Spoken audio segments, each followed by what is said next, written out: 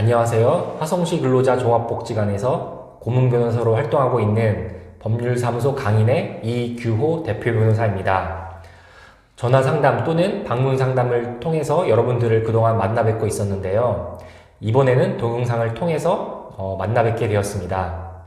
앞으로 이 동영상 콘텐츠를 통해 여러분들이 많이들 관심을 가지고 있는 분야를 선정해서 쉽게 설명을 드리도록 하겠습니다. 이번에는 상가건물 임대차 보호법에 규정하고 있는 권리금 규정에 대해서 살펴보도록 하겠습니다. 기존에는 권리금이란 개념이 관행 및 대법원 판례를 통해 정립되어 왔습니다. 이를 2015년도에 입법화를 했는데요. 상가건물 임대차 보호법 제10조의 3에 그 권리금 개념이 규정되어 있습니다. 권리금이란 상가건물에서 영업을 하는 자 또는 하려는 자가 영업시설, 비품, 거래처, 신용, 영업상의 노하우, 상가건물 위치에 따른 영업상의 이점 등을 양도하거나 혹은 이를 이용하게 할 때 보증금, 차임 이외에 지급하는 금전 등의 대가를 의미합니다. 규정에서도 알 수 있듯이 권리금은 크게 세 가지 유형으로 구분이 됩니다. 바닥권리금, 영업권리금, 시설권리금이 있습니다. 바닥권리금이란 상가건물 위치에 따른 영업상의 이점을 토대로 형성된 것을 의미합니다. 영업권리금이란 점포의 무형자산, 즉 영업 노하우, 거래처, 신용 등의 대가를 의미합니다. 마지막으로 시설권리금이란 영업시설, 비품 등 유형자산의 대가를 의미합니다.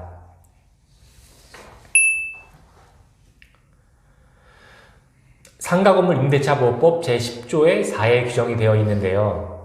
임대인에게 임차인의 권리금 회수를 방해하지 못하게 하고 이를 위반하여 임대인이 방해 행위를 하였을 경우에는 임차인이 입은 손해를 배상하게 하도록 함으로써 권리금이 보호되도록 하고 있습니다. 기존에는 임대인이 마음대로 임차인이 소개한 사람과의 계약 체결을 거절할 수가 있었습니다.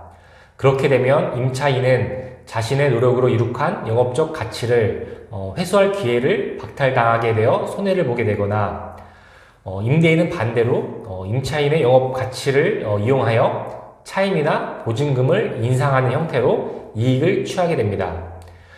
이러한 불합리한 거래 관행을 시정하고자 임차인의 권리금 회수 규정이 도입된 것입니다. 이제는 정당한 사유 없이는 반드시 임차인이 소개해준 임차인과 임대차 계약을 체결해야 합니다. 원칙적으로 임대차 기간 종료 시까지 권리금을 회수하지 못한 경우라도 임차인은 임대인과 합의하에 신규 임차인을 주선하고 그로부터 권리금을 지급받을 수가 있습니다. 그러나 상가건물 임대차 보호법상의 보호를 받으려면 임차인의 임대차 기간이 끝나기 6개월 전부터 임대차 종료 시까지 신규 임차인을 주선을 해야 합니다.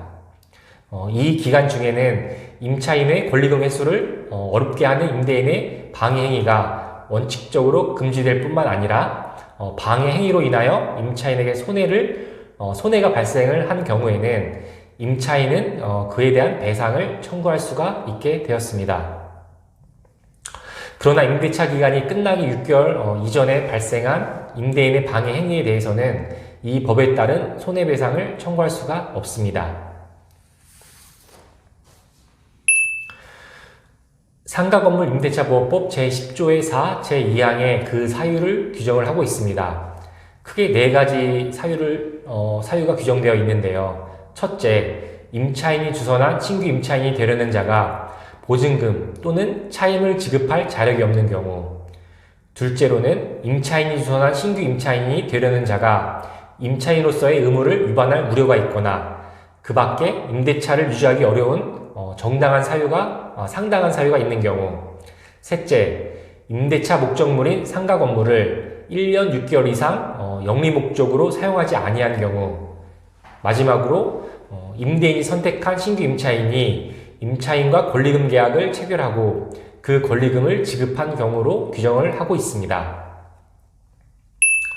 임차인은 임대인에게 자신이 주선한 신규 임차인이 되려는 자의 보증금, 차임, 지급 능력 그 밖에 임차인으로서의 의무를 이행할 의사 및 능력에 관하여 자신이 알고 있는 정보를 제공을 해야 한다고 규정을 하고 있습니다. 예를 들어 신규 임차인이 신용불량자이거나 차임을 지급하지 못하여 전 임대차 계약이 해지되었다는 등 신규 임차인의 자력이나 임차인으로서의 의무 이행과 관련된 모든 정보가 이에 해당한다고 할 수가 있습니다. 임대인은 위 규정에 따라 임차인에게 신규 임차인에 대한 정보를 요구를 할 수가 있습니다. 비영리 목적 사용의 주체는 임대인을 포함하여 어느 누구라도 가능하며 현재 임대차 계약 종료 후 장래 상가 건물을 사용할 자를 의미합니다. 영리 목적으로 사용하지 않을 경우란 경제적 이익을 취득하지 않고 영업 이외의 행위를 목적으로 사용하는 것으로 임대인을 포함하여 누구라도 해당 상가를 1년 6개월 이상 영리 목적으로 사용하지 않는다면 정당한 사유에 해당한다고 할 수가 있습니다.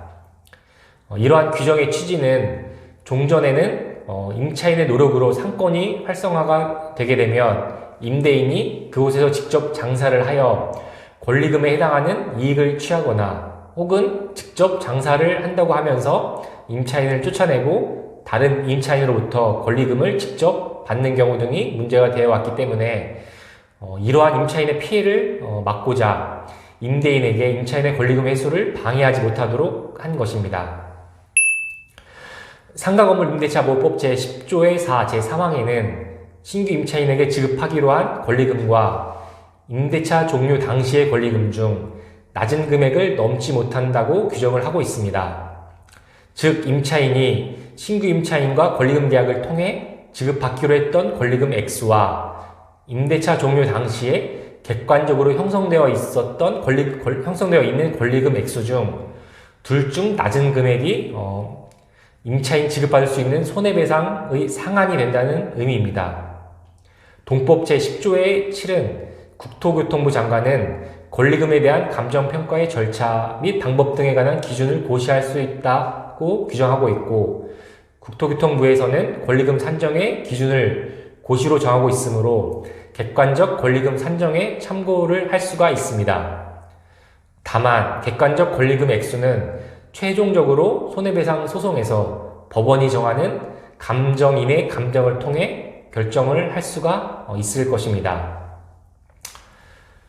이상으로 상가건물 임대차 보호법의 권리금 규정에 대해서 살펴보았습니다. 감사합니다.